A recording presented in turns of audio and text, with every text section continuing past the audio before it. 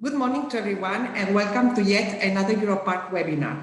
This time it is dedicated to one of the hottest topics in protected areas management because of the huge increase in visitors in this pandemic year. And this topic is how to plan and manage a park for nature and people, the experience of Periurban Parks.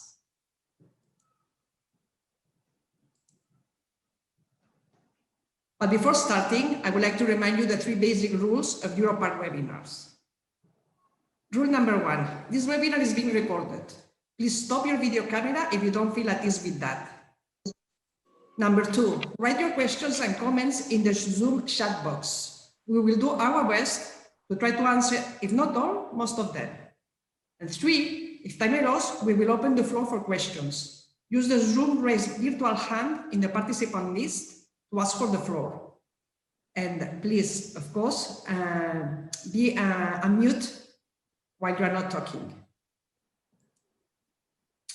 And let me introduce you who is Europark for those who does not know us. We are the largest association of protected areas in Europe. We have more than 400 members across 40 countries. We are organized in 8 sections. 4 of them gather different countries like the North Baltic Sea, the Atlantic Isles, the Central Eastern and Europe, and the Low countries. And the other 4 represent single member states: Europark Germany, Europark France, Europark Italy, Europark and Europark Spain.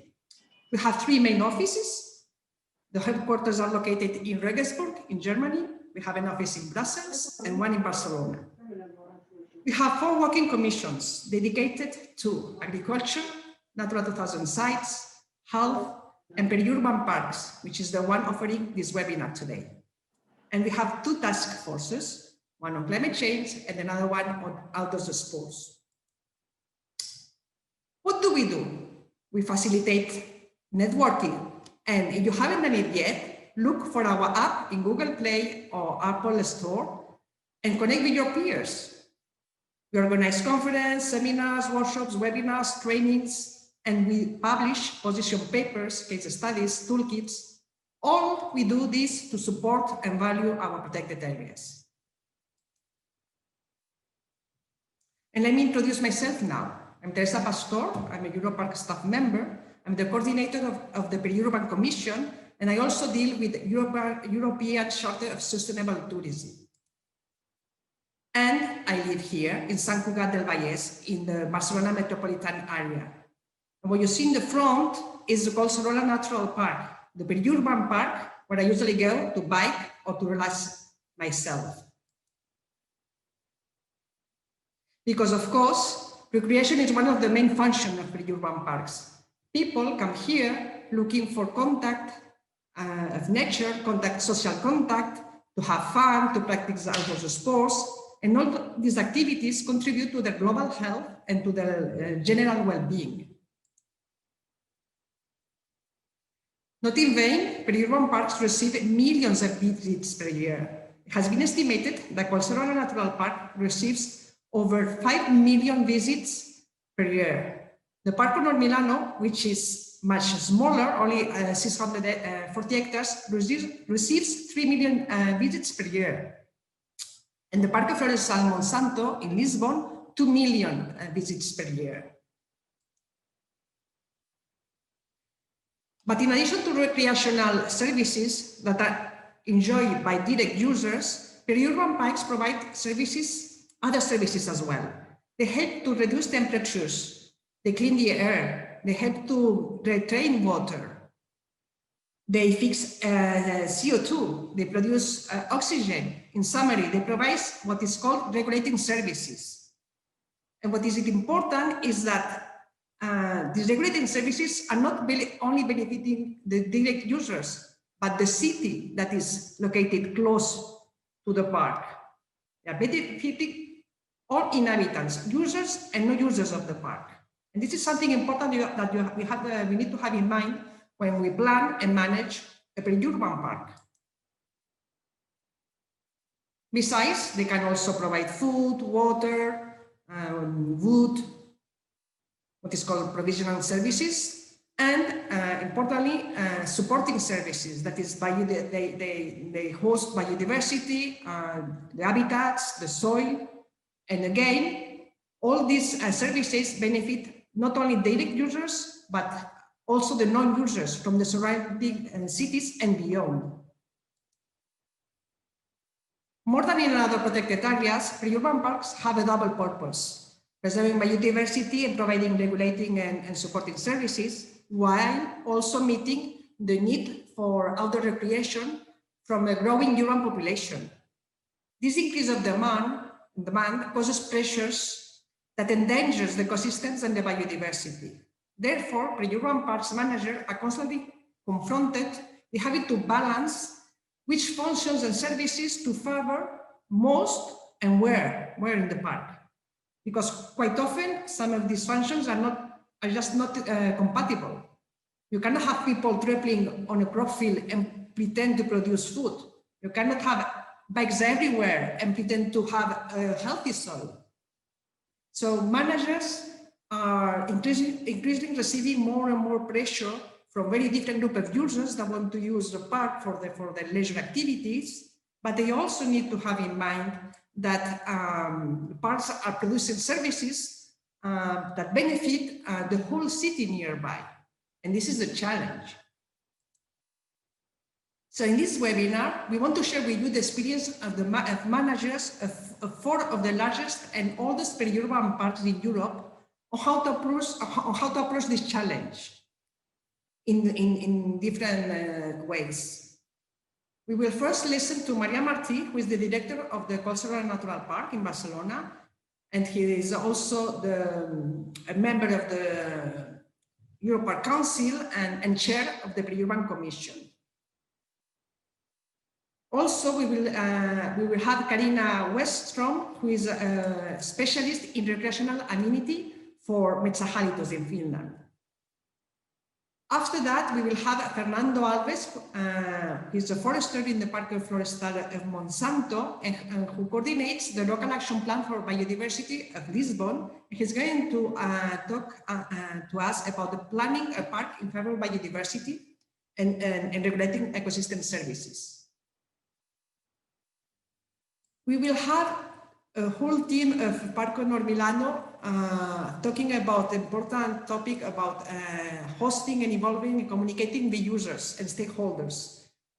This team will be led by Ricardo Gini, who is the director of the park, and we'll also account with Tommaso Colombo and Silvia Argentiero, communication specialists.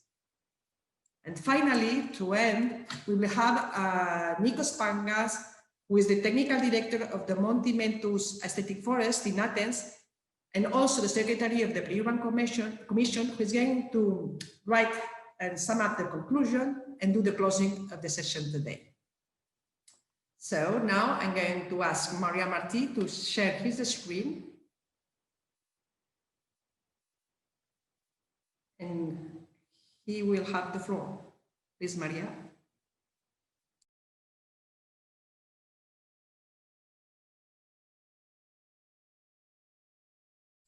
Maria, you need to unmute.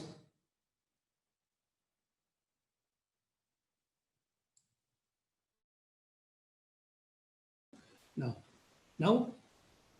It's all right now? Yes. Okay. Well, the concepts that I present here are exemplified with images of situation and action developed in the Cultural Natural Park, Barcelona, a periurban park of 8,200 hectares located in the center of a metropolitan area of 3.5 million inhabitants. I will also mention one example of Vitoria-Gasteiz in Spain, in Basque Country. The periphery of periurban parks is the area that receives the greatest pressure from the city and its activities. The simple physical proximity of the neighbors means that the natural area is in contact with road infrastructures, industrial and logistic areas, residential areas, etc. These densely populated areas enable a large number of citizens to do uncontrolled activities and expelling this from the city to interface peripheral areas. The arrows point to areas of the park where actions have been carried out similar to the example I will present later, but I won't have time to present it. Okay. Urban areas always generate marginal activities that end up in the non-occupied peripheral territory, activities such as waste dumping, abandonment of disused objects and vehicles, illegal occupation with buildings, orchards, warehouses, enclosures for keeping dogs, bonfires that produce forest fires. In this periphery of an urban area, a protected natural space, despite being protected, it may be the recipient of all these activities with which a protected area will be the victim and will directly suffer the consequences of the opposite that it pretends to be. Degradation and marginality attract more degradation and more marginality. On the contrary, quality of the space, good organization, and good design attract activities, attitudes, and positive behaviors from the majority of the people.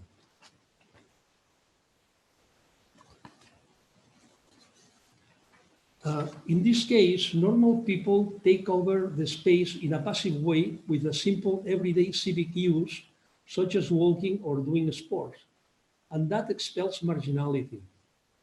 This does not mean that these unwanted activities, which must be forbidden, may occur sporadically at night, but as I say, they must be sporadic, not frequent. The border interface area of a periurban park constitutes the first protection wall, not in the physical sense, so it is essential that it have a high environmental and landscape quality and a good structure to absorb visitors. This place in the picture is a peripheral part of the park besides the neighborhood, but inside the park. And it's besides the Metropolitan Railroad station. Its role as a buffer is important because it absorbs the use in the urban periphery. It has per se a greater carrying capacity. And the periphery in this context usually means that it is an area with lower environmental value and cannot be considered a biodiversity core area. A well-structured peripheral strip will absorb public use that will remain in this periphery and will not access the innermost areas which generally have and deserve a higher protection status. The main beneficiaries of this peripheral area will be, by proximity, the citizens of the neighboring districts. Like you can see that the most profit will be taken by people living in these buildings.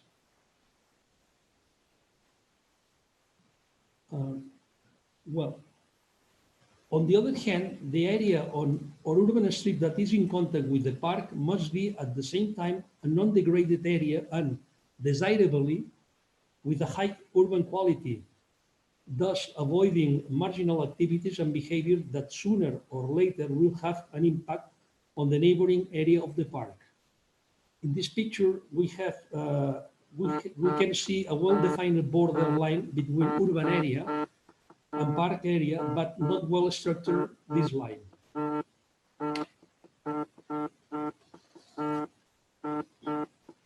For this reason, it must be differentiated very well through urban planning and design what is the urban area and where it ends, and in the same way, what is the park area and where it begins. Ideally, both areas should constitute an ecotone that establishes a progressive gradient of naturalness from the urban area to the natural area. You can see here the little river is the limit of the natural park, the Periurban Park. And in the other side is the urban area, but with a buffer urban park that plays a role of buffer. No?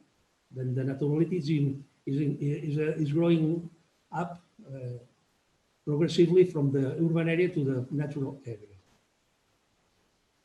And even more ideally, the Periurban Natural Park should penetrate into the city by means of extension or fingerings that connect peripheral urban parks, walls with a lot of vegetation, continuity of streams that enter the city, groves, green pedestrian path, etc.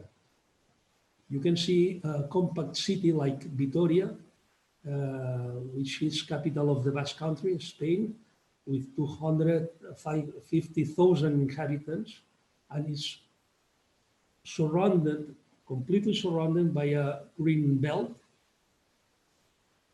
with a high environmental and landscape quality. Then, as I said, it surrounds completely the perimeter of the urban area. Vitoria-Gasteiz was European Green Capital in 2012 and is a benchmark at European level, which has designed a network of green mesh that extends the outer green ring towards the interior of the city, as our colleague Juan Carlos Escudero explained to us in a previous webinar.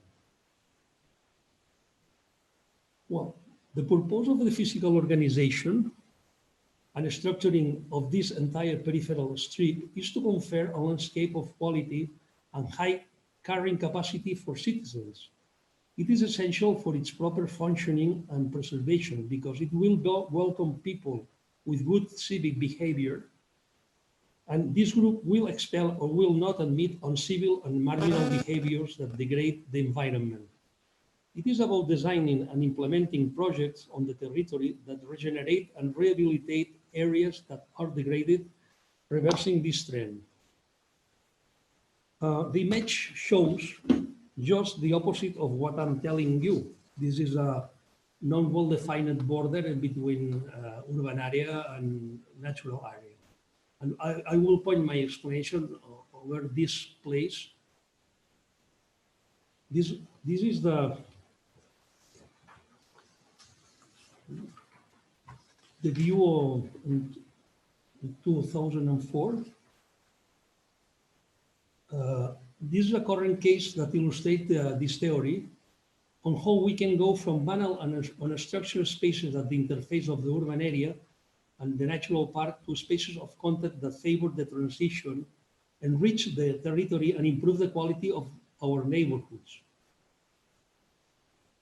Here I present an example of an interface zone on the border between urban area and natural park that is not exactly a degraded space, as you can see, but is unstructured and not integrated and without any urban quality or relationship with the natural park. The overview shows an indefinite border between the urban area and the natural area. It is a plot with two parking areas and a soccer field with its facility, but all of very poor urban quality and no relationship with the natural area. In 2013, it began its transformation with the construction of an underground car park and the transformation of a surface car park into green area. You can see the result.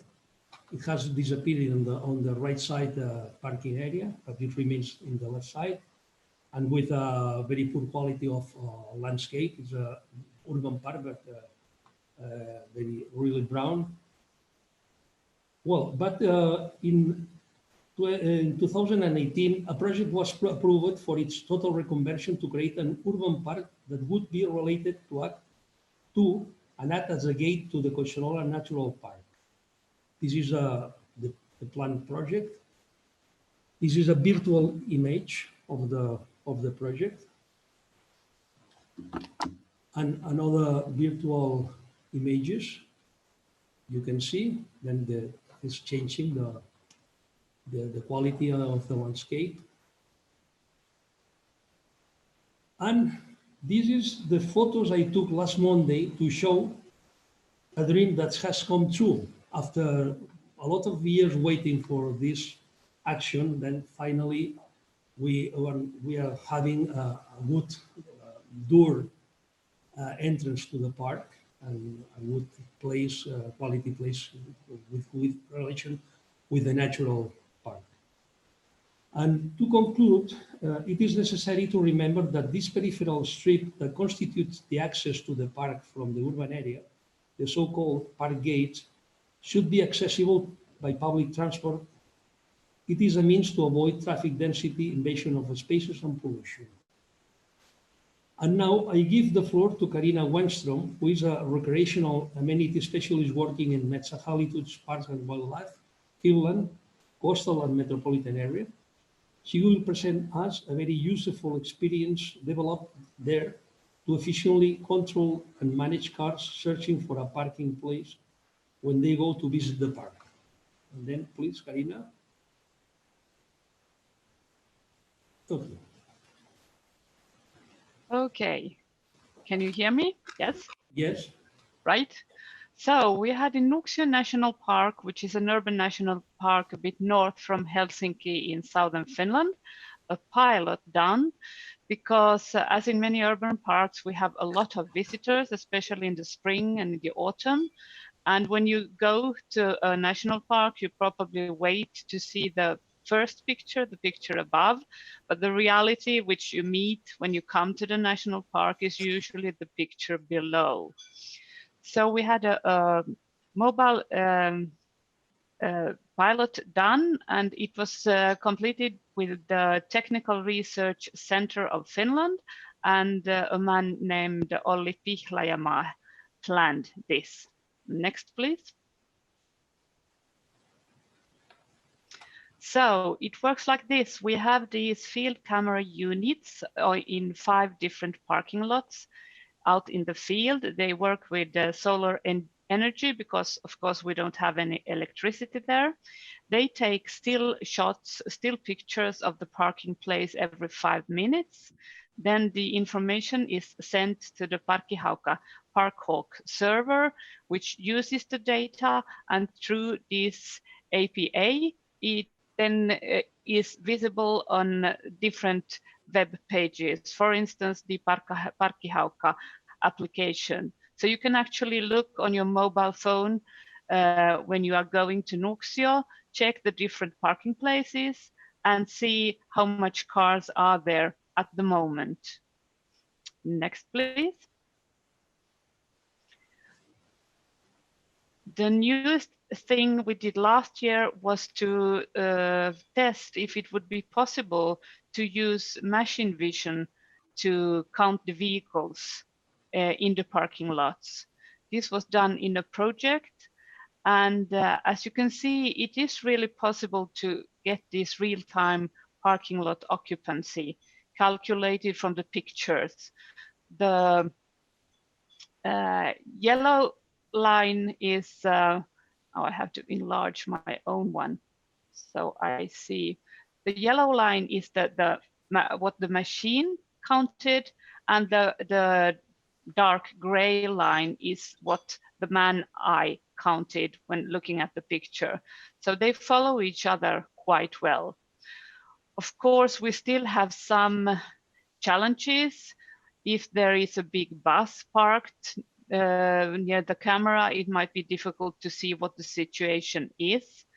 One big issue is, of course, that these standalone units are out there in the wilderness without electricity. And as you know, in northern Finland, or here in Finland, we don't have much light, especially at this time of the year. So I think at the time being, they are not functioning because they don't get enough solar energy to work. But we are, of course, the research institute is working on that. And another challenge was the internet connection, or even the mobile data cover, which can be rather poor when you are out there in the wilderness. The darkness does another thing too, of course. When we get dark at 3:30 in the afternoon, if you want to go there in the evening, it's difficult for the camera to show you how much cars there are at the moment. But we think it will work, and we have now used this in Nuuksio National Park, and the next year we will take it into use in another urban national park east of Helsinki. And what we still need to do is, of course, market this a bit better or more so that people know that this service is online. But even now, it's quite well used, and we hope that this will help us with the parking problems in the future. The last picture down here is that we have an idea that if and when this machine count is possible, it could be one idea to show the occupancy level of the parking place with traffic lights, for instance. That if you see a parking place with a green light, you know that there is place for your car. But if you see that the parking lot has a red light, then there is no use driving there because it's full. But this is still on the planning level, so we will see how it works out. That was all. Thank you. Thank you very much, Karina and Maria, for your expositions. We have time for some questions, so we will open the floor. Please remember that if you want to participate, you need to go to the participants icon on the below in your screen, and click there, find your name and raise your hand, your virtual hand.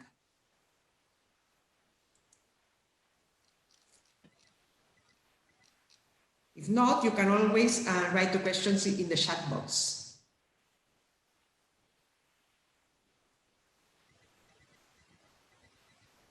So Diona is asking, how do you take privacy? Is it automatically, oh, sorry, I lost. How do you take privacy? Is it automatically not showing, for instance, the car numbers, or the people who walk around? Yes, that's why we did this second project, because the problem now is that you can't show the park numbers. So all the signs has to be blurred so that you can't read the numbers, and the people's faces, if they are too near, they have to be shuttered as well. That's why it would be so much easier if we could get these traffic lights working, then we wouldn't have that problem anymore. But when you say that you would put these traffic lights, would people be able then to see them from the app, or they have to go there? No, they would be able to see them from the map on the app. Yes, on their mobile phone or on their computer. Okay, but is it not going to be too urban to have a traffic light in a park? I mean, well, but maybe people know what the traffic light means. I never know. Yes. So Diorgeli Vasilevich is asking if you also visitor monitors, you also monitor visitors or only vehicles? If you monitor visitors, which technique are you using? With this technique, we are only monitoring cars, but of course we are monitoring visitors as well in the national park. We have in Nuuksio National Park, I think we have 9 eco counters in different entrances and along the popular trails. So we are definitely counting the people visiting through these eco counters. Okay, and then Guillermo Chaminade is asking, how far is the Nuuksio park from central Helsinki, and how many visitors do you have every year? You know it. Nuuksio is situated about 30 kilometers northwest from Helsinki, and we have about 350,000 visitors, which might not sound so much compared to Central Europe parks, but if you are up here in the north, it's a lot of visitors because the area is not so big. Okay. Andrei Verlik from Slovenia is asking if you are thinking of limiting the time the cars can spend in the parking. We haven't been thinking about that because that would need supervising in some way. At the time being, there is nobody out there checking the cars, but maybe that could be one thing in the future, but so far, no, you can park as long as you want. Our challenge is to get people to park their cars wisely when there are no kind of parking special parking how to say, marked area where to leave your car. So sometimes a parking place would fit in so much more cars if people would park wisely. Andres is asking this because in his park, very close to Ljubljana, people they occupy the places for people who are commuting, go to work. Okay. No, yes, we have parking places which are for the cars. So and now actually we have had to have parking supervising during the weekends in spring and autumn because there are too much cars, and then when the parking lots are full, people leave their cars along the roads, and then the problem starts. Yeah. So when we don't have these traffic lights yet, we need to have somebody there saying that don't go there, it's full. Okay, thank you very much. We're going to continue with the webinar today. So Thank you. Thank you, Karina. I'm going to give the floor now to Fernando Lauro Alves. Please, Fernando, can you share your screen?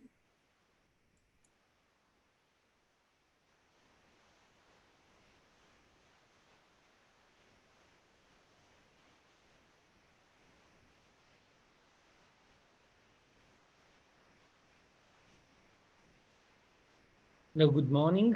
I hope you are seeing my screen. And of Yes. course, I'm going to try to stress on the most important things because I think it's difficult to speak about planning just in 10 to 15 minutes. So I'm going to try to stress to emphasize the more important issues. So let's start to context the people that when we are talking about periurban parks, we are talking about areas which cannot be treated as urban sites. So they are not gardens. They are not able to be managed as if you are managing a small garden or an urban park. And they are not, sometimes they are not natural, or they are not with a natural origin. So this stands for a kind of management and a kind of planning, which is taking more and more proximity to natural areas. And so the management and the planning should emphasize this natural treatment. So I think it's important to issue that the most important thing is that although there are no perfect users, we cannot have a user which leaves no print. We need to have the park prepared to let the bad impact as small as possible and to allow people to gain more and more from the park. And this means, for example, by visiting the park, we wish the people to be more environmental aware and environmental educated so that afterwards they can have a better behavior in urban sites or in natural areas when they visit it. So we think that it's important to emphasize this, this balance between the bad and the good impact on the users. And another thing is that most of the visitors think that they have fully freedom to do whatever they want, wherever they want, whenever they want in a park. And this cannot be possible. This is not possible, especially when you have an amount of visitors, which is so big, that if everybody wants to do whatever they want, probably the impact is going to be so big that afterwards they are going to have no park because they are going to destroy it. So when we are talking about this, the solutions can be taken into four main issues: the planning, the management, the monitoring, and the establishment of the regulations. And this is something that everybody knows. But the question is that for example, if you state a regulation for the use of a park, you must establish the regulation, and afterwards you must have the police to fiscalize, to check whether it is going to be accomplished or not. So the cheapest way to protect a landscape is with planning. If you plan it well, probably you are going to have less costs afterwards on its management. And especially when you are talking about the promotion of biodiversity, I would say that all the measures you take during the management of the area itself, they are not as effective as if the planning was made according to this target or this objective. So I think that once you think as a landscape, the landscape is something you wish to teach you, but which also reflects your way of thinking. And so it's important to think about this. For example, if you have an equipment, you can buffer its impact on the rest of the park with a good planning of the plantation. And if the plantation is held, for example, just to buffer a zone, probably it is going to be its main target, but it's also going to shelter the biodiversity, and it's going to be planned also according to it. So to regulate, to support, and to to make all the services that you can expect from the nature, you must plan it very well. So when we are talking about planning, probably the first thing is to make a good zoning. And so this allows you to take different solutions in different areas, and allows you also to to identify the potentialities of the space and the vulnerabilities of the space. So once you find this, afterwards it's easy to plan. For example, in the right picture, you can see that we have an historical site, an historical heritage site. We have a watershed, which becomes a small river. We have a geomonument, and we wanted to have fields, places for the people to be. In the right area, you have a playground area, and in the left area, you have a free recreation area. But in the between, as you see with the green stripes, we needed to state buffers in order to let the influence, the bad influence of each of the area for the others to become smaller and less impactant. For example, when you approach a landscape, many people don't understand that, for example, if you have a convex area, this convex area invites you to circulate, to see belvederes, to make trails. But if you have a concave landscape, this is good to stay and profit. So if you approach, for example, our park, you see that you can draw areas which are concave and areas which are convex.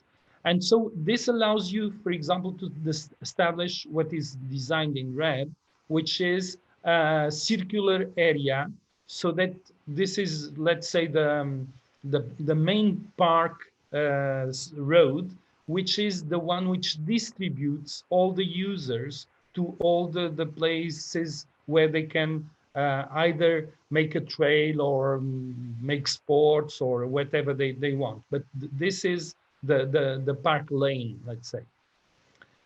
I also put here a picture designed from Sylvia Crow, which was a forester from the beginning of the 20th century. And she drew very well the landscape, because she designed the landscape according to one thing she called the beauty and the interest of the landscape.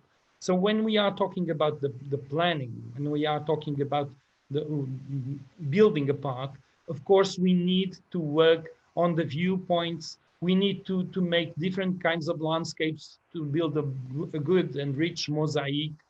We need to organize the landscape the natural way, which is to design the river gallery, to design the borders with the urban sites and so on. But mostly we need to plan for the beauty of the landscape. Either if you are seeing it from the inside of the park, or if you are seeing it from the belvederes, which take you to the park. So this is very important. And it's very important that after the park is built, to understand that when you come to the management, probably you need to improve the quality of the landscape. And this improvement is made by working on the details. And this work on the details, it's the place where you are going to take more into account the promotion of biodiversity. And so if you can plan the park according already to this kind of detail, so once you make a plan for a park, if you can deepen your approach in terms of details, the park will be richer and richer. So when we are talking about the hosting of a park, of course, we are hosting, to host people in the park, you need to have the basic facilities, educational facilities, recreational facilities. Mostly the people think sports facility independent from other recreational facilities. But which is in, which would what is important is to take into account that some of the recreation facilities can generate a significant environmental impact. And to solve this problem, we need to buffer these zones. I was not able to say one. And to plan the accesses to the park, how to access to the park. For example, in the right picture, you can see an area which is a main entrance to the park. And in this main entrance, you see from the sky how it is dealt with the city, how it is built, the transition area. It is important to design very well the borders, because the borders are the places where the park can attract or restrict the participants to visit it. Of course, we are talking always about the connectivity with these parks. When we are talking about a big park as Monsanto, which is a 1,000 hectares park, its influence for the citizens of the city is very important, but it becomes even more important if the people feel that the park continues into the city. So this is a view from the sky also to show that we designed gardens and areas with a forestry treatment to allow people to come from the inside of the city to the park through these areas by foot or by bicycle, by soft mobility, in order not to bring their cars into the park. It's impossible to have so many people in the park if everybody comes by car. So what we do is to improve the public transportation to the park in order to not allow people to bring their cars, because otherwise the park is going to be fully occupied with cars. So when we're talking about management, we need to have this approach to the park, which is holistic. We must work on the limiting factors to be compensated to improve the biodiversity. This, of course, is an artificialization of the ecosystem, but it's the only way to have more and more fauna and good quality of flora in order to be educative to people who visit. So this is something which is really important to take this approach. And afterwards, we need to approach the area as an NBS, a natural-based solution. For example, this is a small winter garden inside the interpretation center of Monsanto, which is treated, as you see, mostly to improve the population of amphibia. And we really have here lots of amphibia. People, when they get there, they just see a small garden, but if they look with attention, they can find lots of different species inside. So I think that the most important thing is that either when you are planning or when you are managing, you need to be thinking always about the enhancement of biodiversity. Thank you. Thank you, Fernando, for your interesting talk and explanations. We have some questions. There's one which you can answer it, and also Karina can have her view, which is regarding the design of park gate. Is it better to multiply the gates around the city, or to concentrate people in 3 or 4 or 5 park gates with massive investment in this in the designing of the buffer and recreative zone?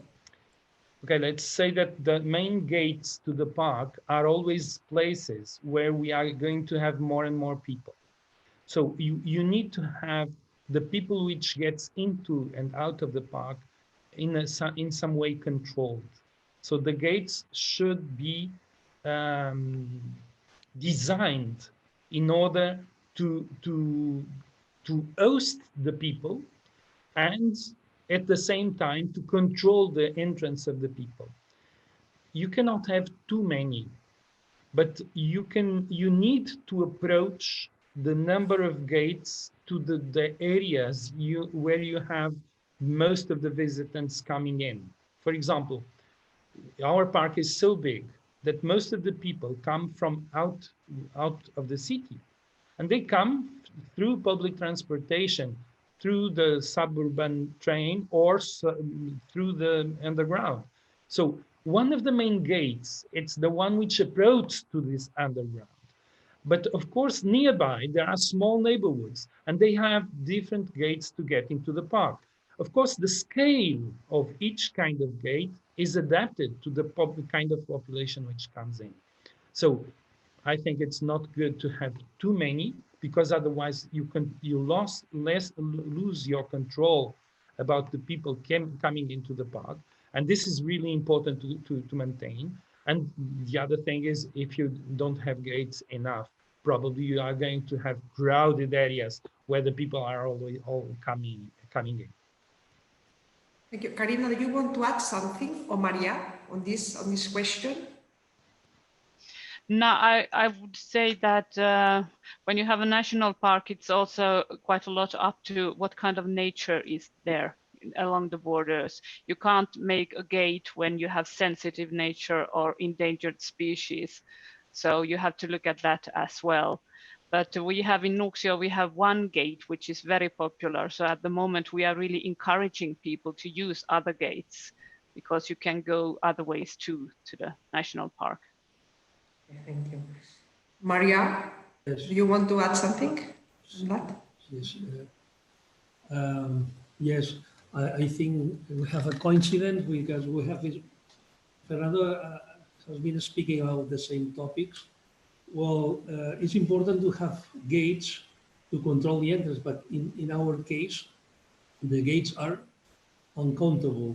We have a perimeter of 60 kilometers, but one of the challenge is to get people flowing through the network of paths and trails. We want to, no?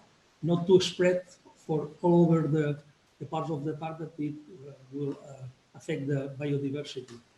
But for me, it has been my topic, the periphery, the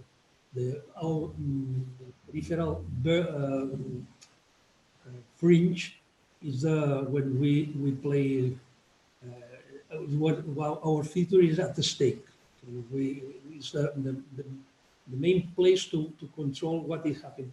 All the bad actions and impacts we have in the periphery, the main problems in our case. Then it's really important, and also to play the role that it plays as a buffer to absorb the most part of the public use is important. But nowadays it's really difficult, because everybody wants walk and run and walk with the bike or everywhere. Okay, another question from Hanin El Sahili. He says that sometimes in planning, the interests of the investors may differ from that of the local community? How can this be overcome, Fernando? I think most of the periurban parks belong to the government or to the city council as ours. So their interest is always to serve people. I think the disagreement can come when we are talking about, for example, about the uses in the park. But mostly the interest is to have a good quality of the landscape and to offer the visitors the better quality possible. So this is something that I think it's no doubt. What I emphasize is that the disagreement can come when we are talking about it. Always asking how many visitors do you get in Monsanto?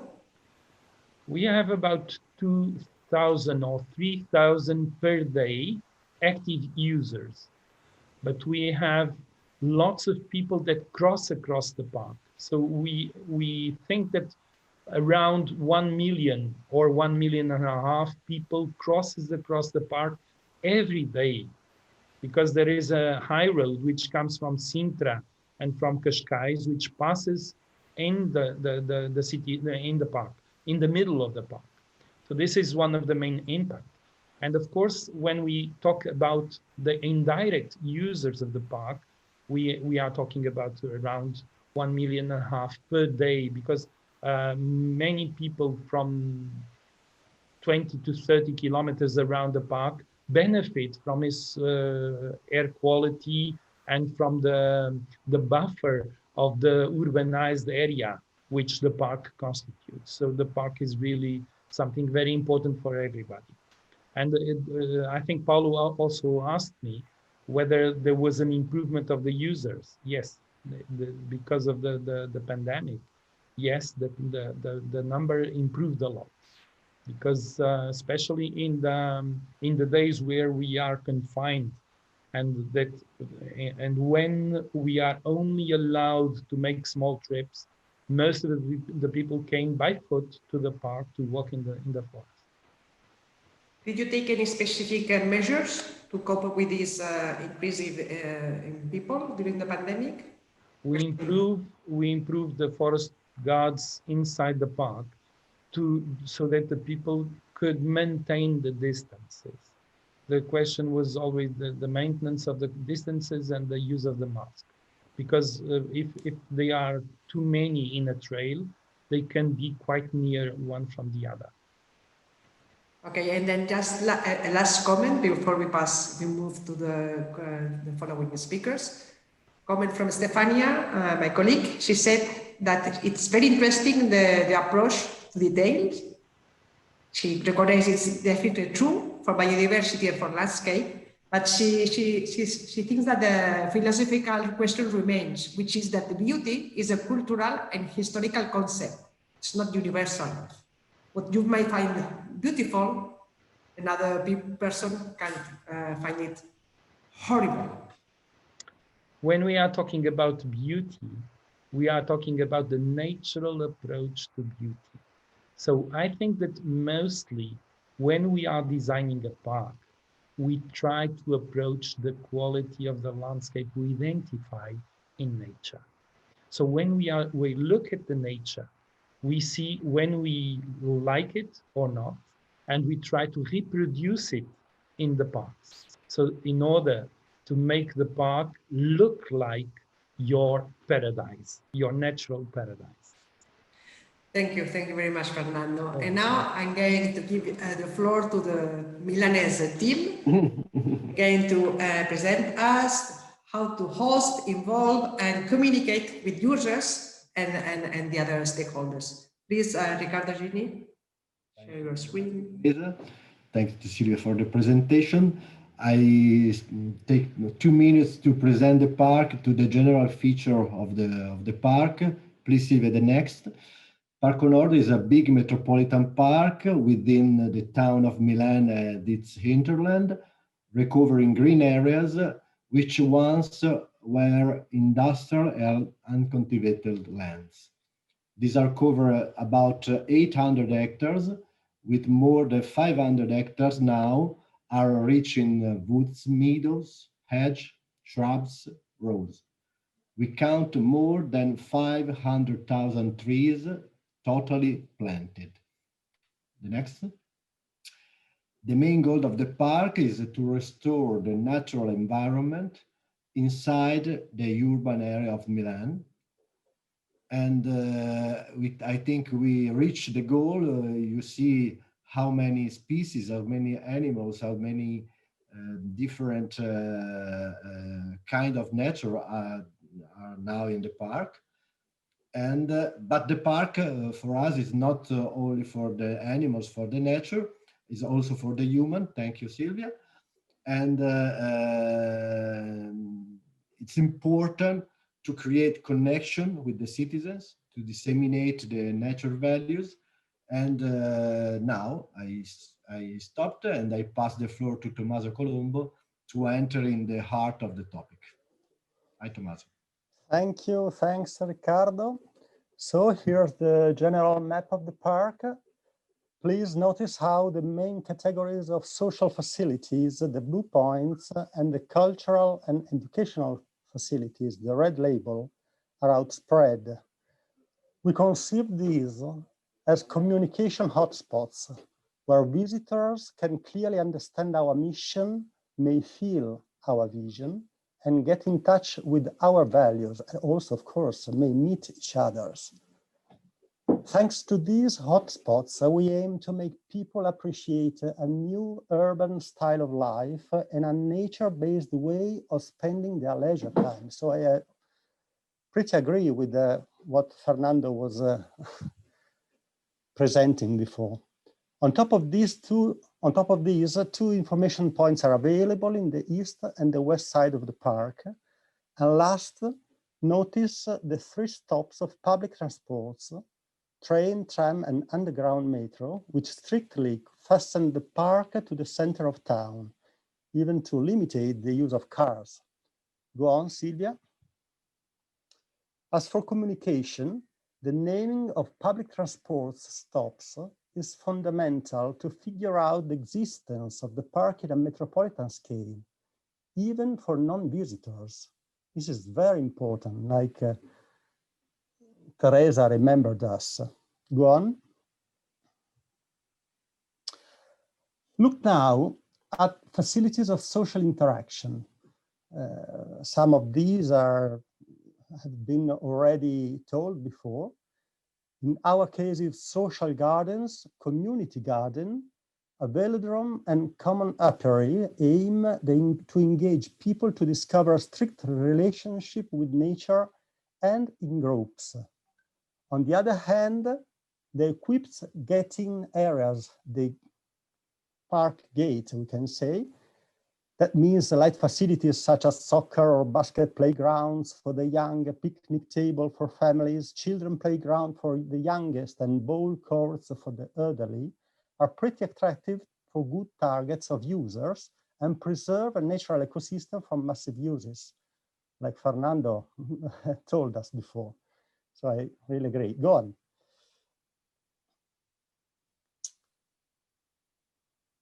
These are all places with an educational and cultural vocation, goals. As in our opinion, environmental education is not just to teach natural issues to children, but means to speak different languages that strike different targets of all ages. So for instance, the center, go back. So for instance, the Center Park Old Farm hosts cultural activities and open air laboratories. The House of the Park Museum shows sound and motion to explain the wandering history of our making of. For children and schools, the Microlab and the Open Air Nature Museum are available with several naturalistic exhibitions and living laboratories, and a green classroom offers residential weeks in summertime up to 400 families per year. Last, Breda Second World War Shelter is a peculiar underground site, both for children and adults, where to discover our roots, how a factory of war has now turned into a forest of peace. Go on. My last slide shows how our most peculiar sites where we try to make live the park as a cultural value, not just an environmental fact, and just not for recreative goals. For instance, Niguarda Lake Bellevue, Villa Torretta, the ancient factory Breda Theatre, and the high-tech oxygen pavilion floating on a small lake are 4 places that we use to put up site-specific music shows, theater plays, and festivals, both at dawn and sunset, at midnight and in hot sun, because the park is never seen as a rough scenario, but a part of a show itself.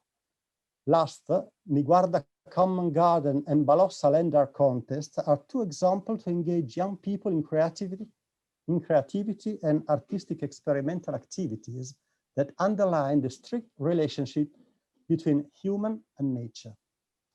Of course, all these sites and activities need to be communicated to citizens, and the town has lots of better competitors in this field, which is very difficult to manage.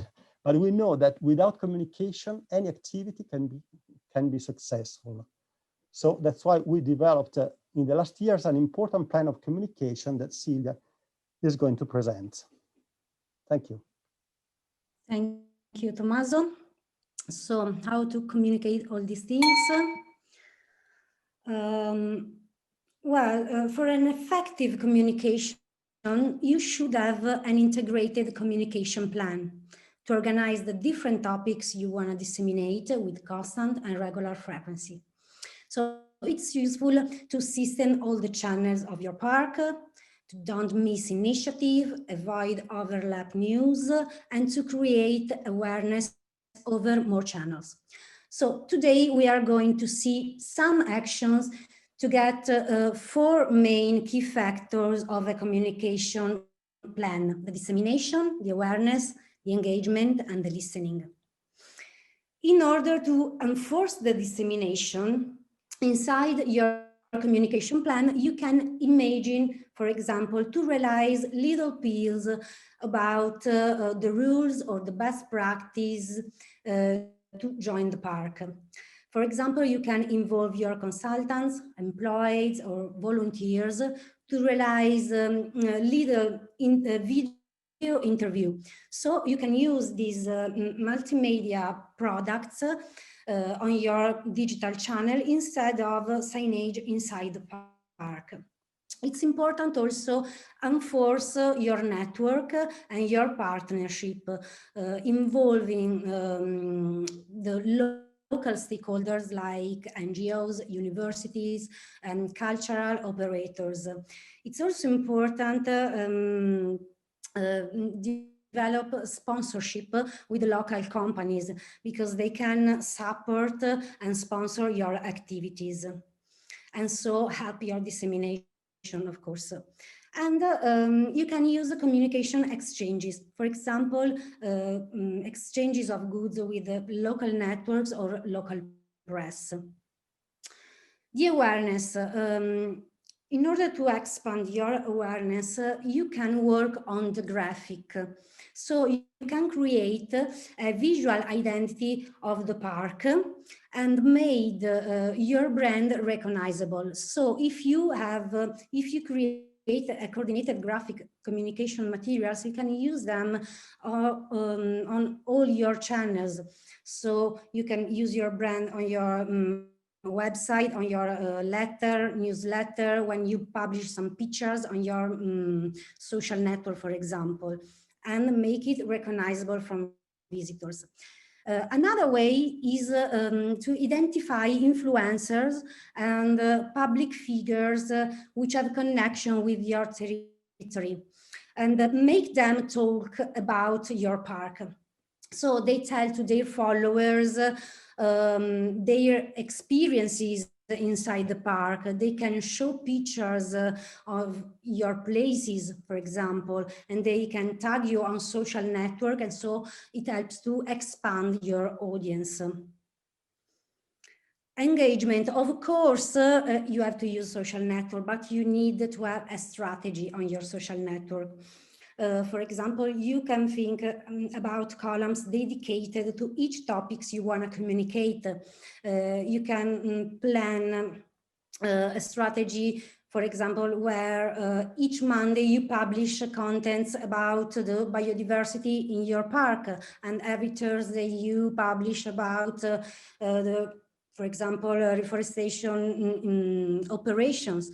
Or on Friday, every Friday you publish about the events of the next week. So you can also use design targeted campaigns diversified to each social network, but also diversified to each target audience that you want to reach. And then use fundraising campaigns. On the web, you can find several crowdfunding platforms to promote the park's projects.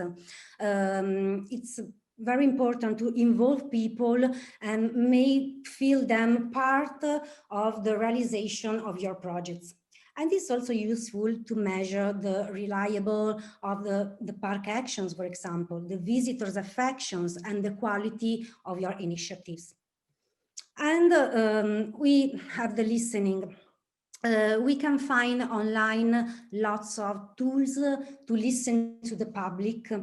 It's very helpful to measure the sentiment of visitors and get their feedbacks, so you can make your adjustments, for example, and so improve your performance. So use social network involvement tools, for example, the polls on Facebook, the surveys on Instagram or Twitter, and analyze comments, analyze the interaction of your visitors. And so you can measure the sentiment. Use your website, for example, with the online sign-up form, so the visitors can send their sign-up or recommendation, and the mailing sending.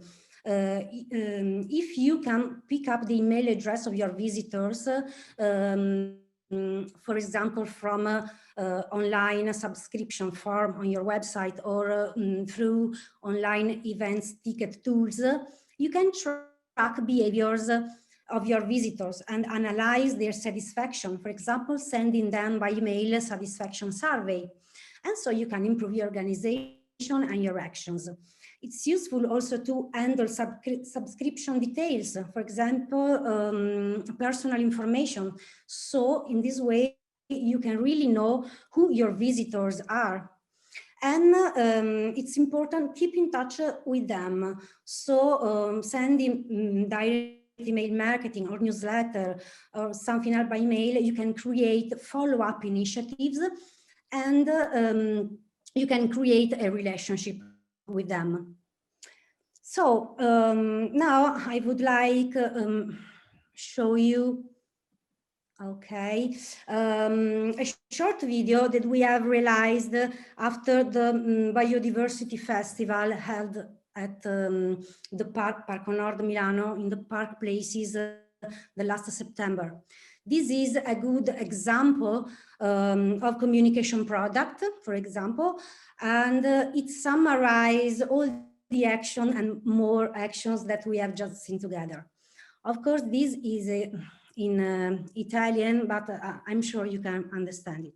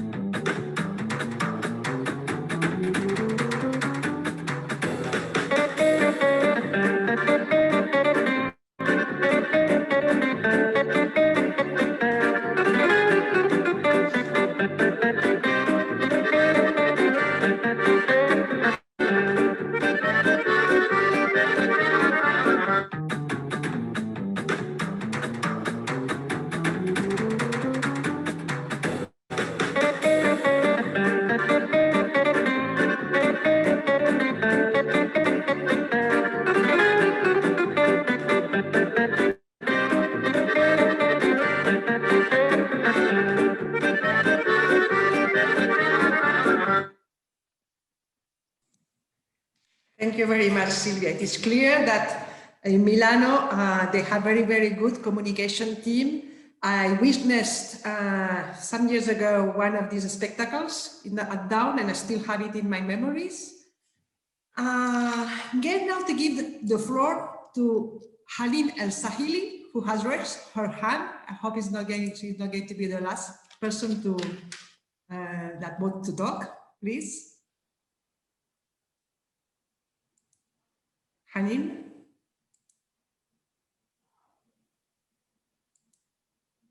Yes, hello, everyone. This is Haneen, a master's student from Lebanon.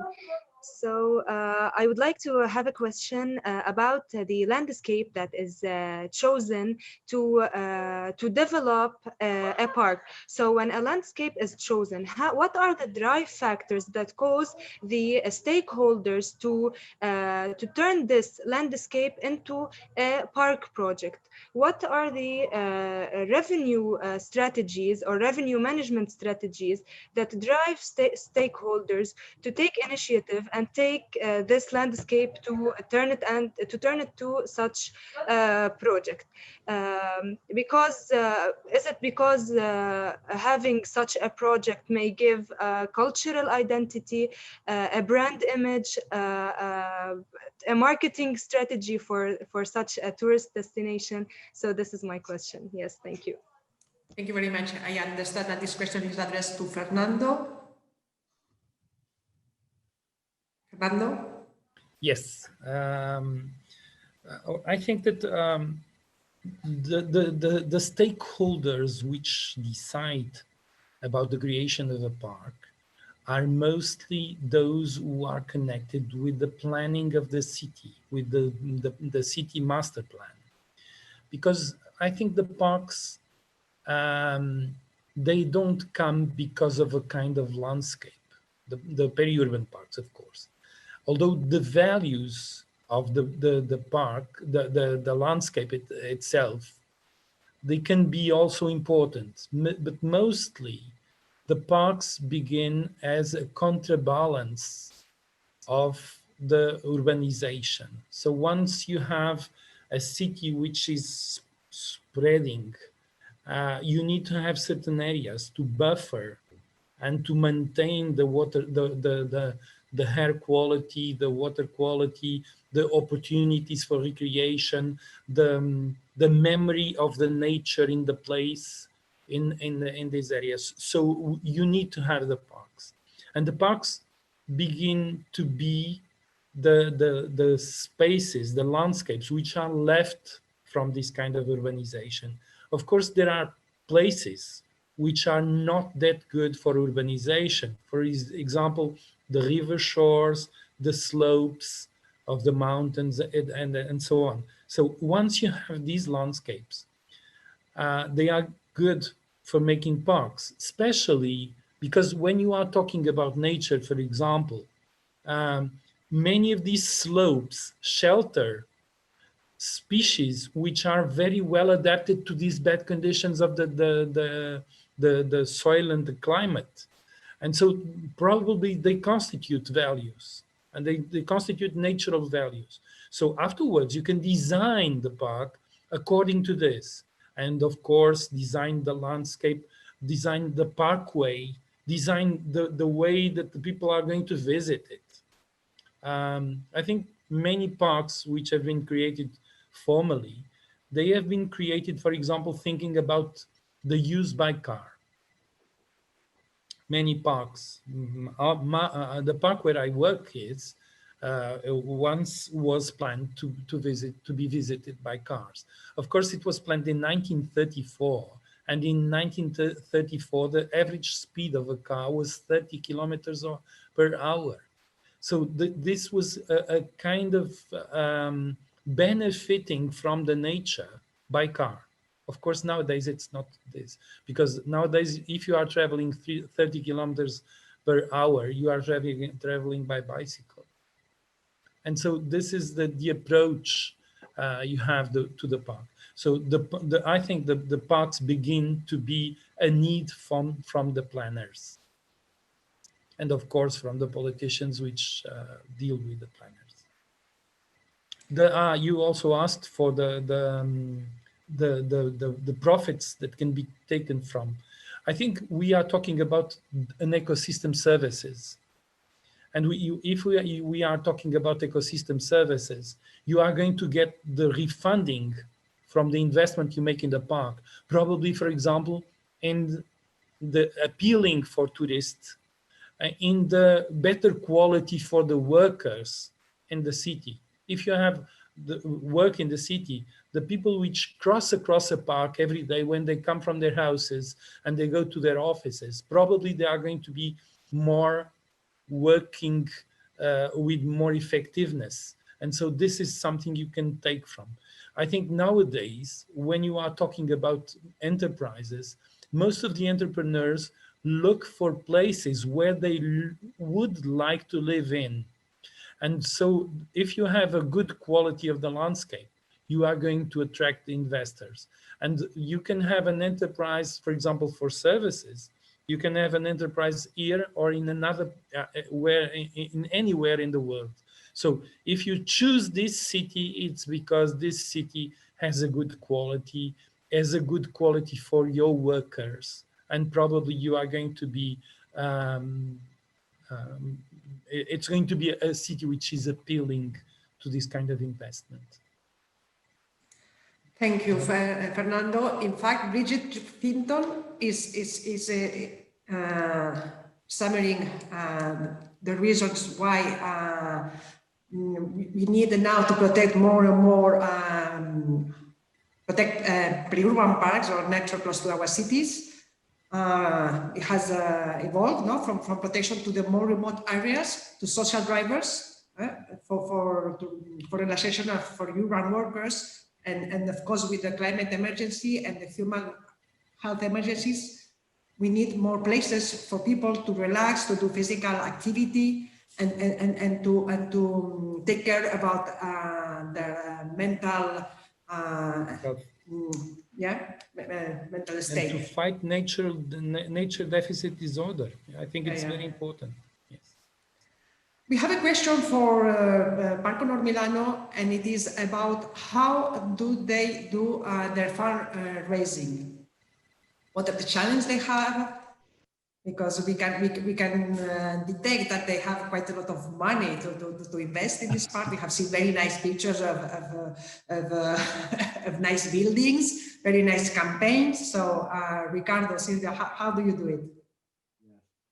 We start to did the fundraising campaign in 2015, and we try to propose to the citizens some project, the natural project to improve the facility of the park, to improve the nature in the park. And from 2015 to now, we increase our capacity to involve the citizens by the fundraising from 40,000 euros in the first years to 200,000 in this year. Now in 2020 we have 200,000 euros from the fundraising, and the key is to be reliable also in general politics of the park. The park is an entity that the citizens and also many factories, many companies recognize like a reliable entity. And the other have a good communication, a good communication service, a good brand. We worked very hard to the brand of the park. Parco Nord now in our metropolitan city is like a brand. That is the thing. I think the key is to have a success in the fundraising. That is a market, a very complicated market, because there are many reasons to ask money to the citizens. Thank you very much. And now, unfortunately, it's time to go to conclusions and to the closing. So I'm going to give the floor to Nikos Pangas from the Imetos Ascetic Forest in Greece. Please, Nikos. Thank you very much. Thank you all attendees. You are active users of Periurban Parks, but actually we're all non-users but beneficiaries of Periurban Parks. It's very difficult to conclude because to deal with Periurban Parks is something like to deal with not the world but the universe. I want to show you this slide. You see it, Teresa? No, not yet. No. Not yet. You're sharing your screen. Just a second.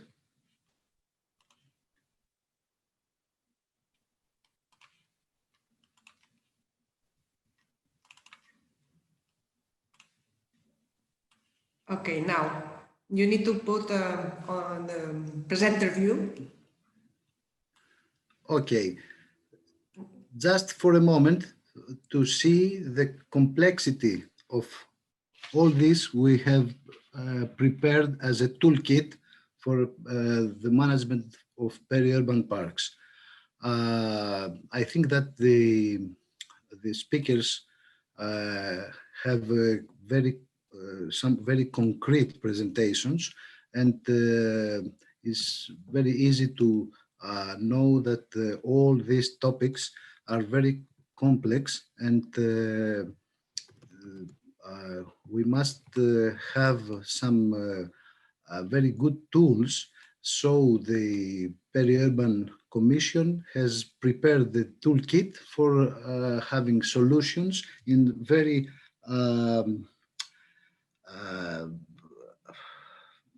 the problems, but we must transform the problems to issues to solve it.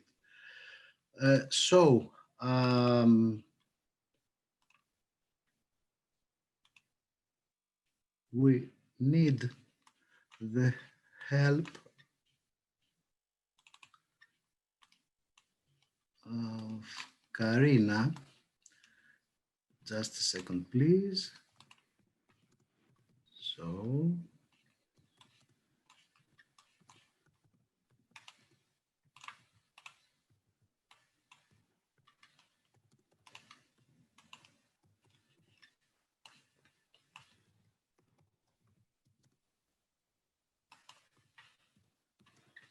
okay. So we need help from Karina to solve our problem of parking. You see this photo? Teresa, you see the photo? Yes, we do. Okay, this is during the pandemic in our park. And of course, we have not this very innovative system as in Helsinki. So,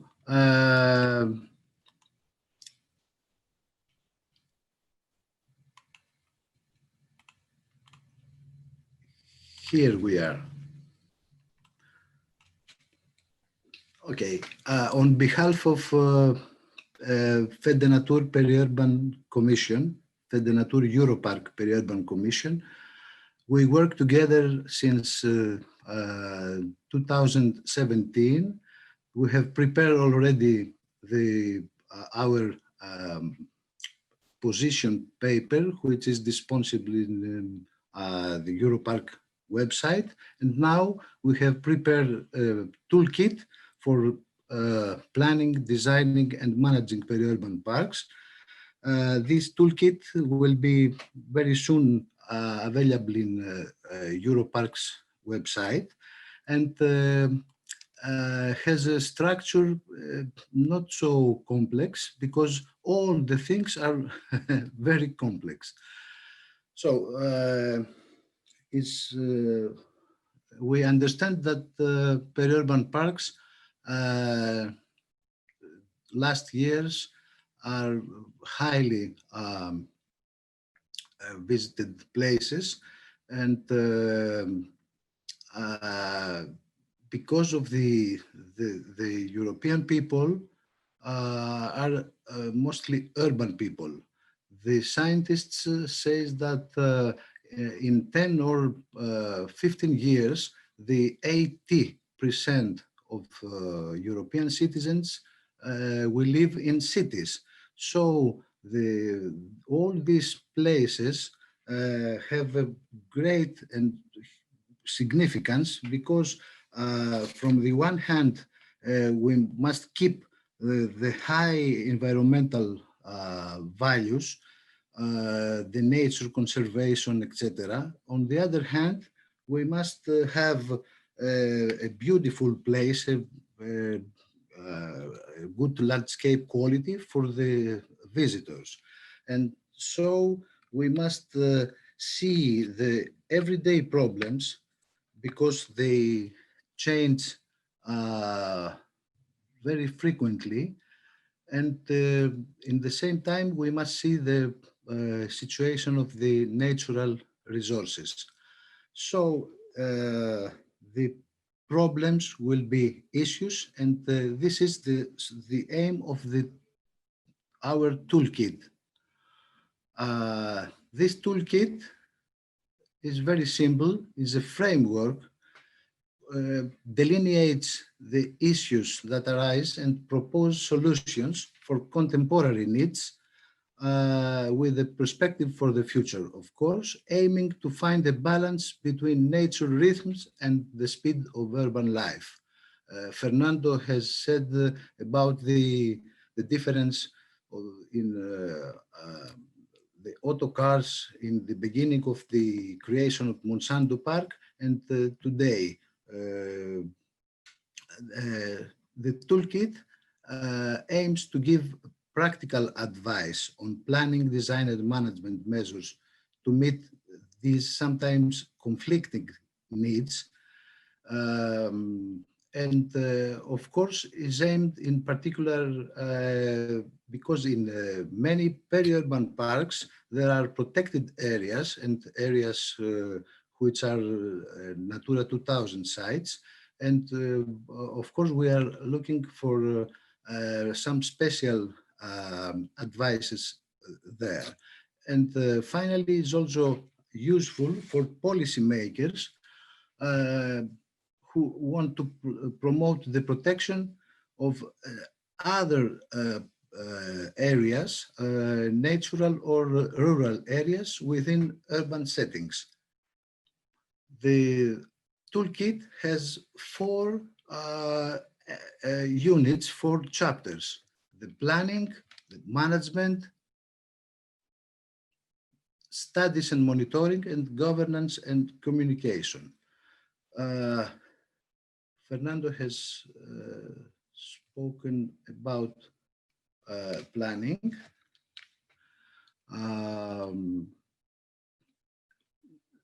All these advices and directions and ideas goes to make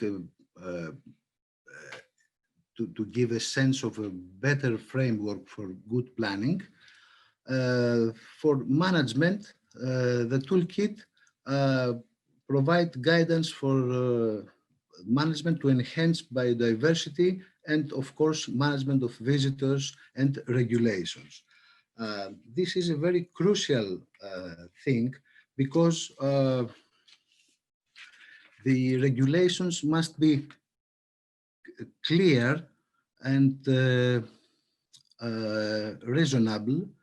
And of course, we must have a disclosure with the people and a full publicity. And of course, we must see the everyday life in periurban parks with personnel, with guards, with wardens, etc.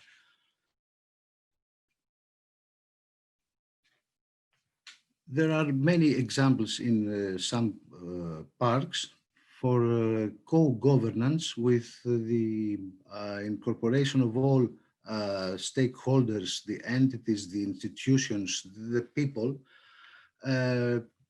you can see the need of monitoring for biodiversity, and of course for the use, the activities of the visitors.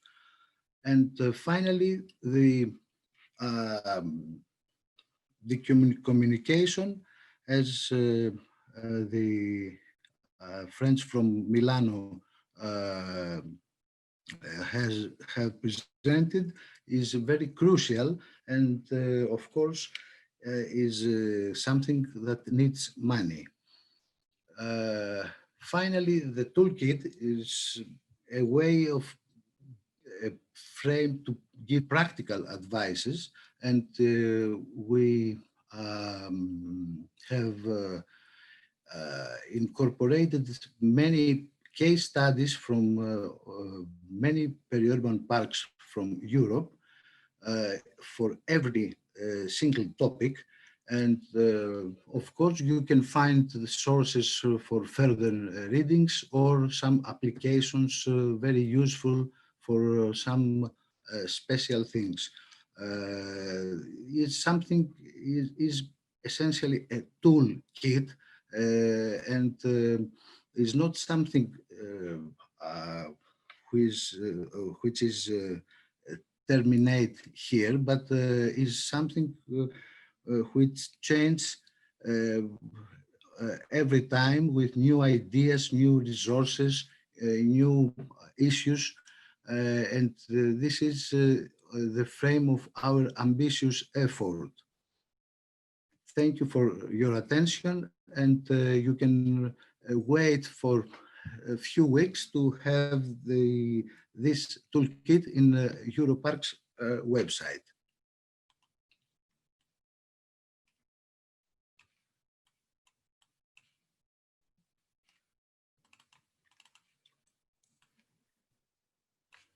So thank you everyone for attending this webinar, Periurban webinar. As Nikos has said, this the toolkit will be available in our website. We will also send it to you by email, and you can always have a look already into the Knowledge Hub to all the case studies collected under the topic Periurban Parks. Thank you again for joining, and see you next year in our next webinar. Bye.